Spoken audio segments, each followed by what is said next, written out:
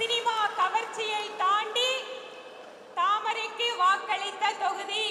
அது கூடவே தான் இன்னொன்னு, மக்கள் நீதி மையம் அப்படிங்கிற ஒரு அரசியல் கட்சியே முடித்து அந்த கட்சியை காணாமல் செய்த தொகுதி எந்த தொகுதி?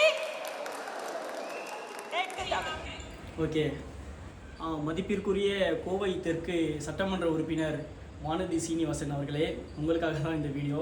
ஸோ மதிப்பிற்குரிய சொன்னதே எதுக்குன்னு உங்களுக்கு தெரியும் நினைக்கிறேன். அந்த கோவை தெற்கு சட்டமன்ற தொகுதி உறுப்பினராக இருக்கனால தான். ஸோ நீங்கள் இப்போ ஒரு வீடியோ நம்ம பார்த்தோம். அந்த வீடியோவில் பார்த்தீங்கன்னா ஒரு கட்சியை நீங்கள் அழிச்சிட்டிங்கன்னு பெருமையாக சொல்லிட்டு இருக்கீங்க. ஸோ கட்சியை அழிக்கிறதுலாம் நீங்கள் பெருமையாக நிறைய சொல்லலாம். ஏன்னா அது உங்களுக்கு பெருமை. நீங்கள் ஒரு கட்சியை அழிக்கலாது, நிறைய பல கட்சியை அழிச்சிருக்கீங்க. ஸோ எக்ஸாம்பிள் சொல்லணும்னா நம்மளுடைய தமிழ்நாட்டில் பார்த்தீங்கன்னா ஏடிஎம்கே என்ற ஒரு பலம் வாய்ந்த கட்சி அழிச்சிட்டிங்க. அது மட்டும் இல்லை, இப்போ மகாராஷ்டிரா பார்த்தீங்கன்னா சிவசேனா கட்சி அழிச்சிங்க. இப்போ ரீசெண்டாக நம்மளுடைய பீகாரில் எலெக்ஷன் ஜெயிச்சிங்களே, அதுலேயும் ஒரு கட்சியை பலம் வாய்ந்த கட்சியை அழிச்சிட்டீங்க. ஸோ நீங்கள் இந்த மாதிரி பல கட்சியை அழிச்சிருக்கீங்க, அது பெருமையாகவும் நீங்கள் சொல்லுவீங்க.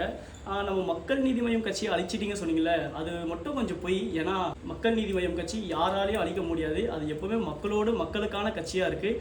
அது மட்டும் இல்லை, இப்போ இருக்கின்ற மக்களால் தேர்ந்தெடுக்கப்பட்ட ஆட்சி, அந்த ஆட்சியில் முக்கிய தூணாக நாங்கள் மக்கள் நீதி மையம் இருக்கிறோம்.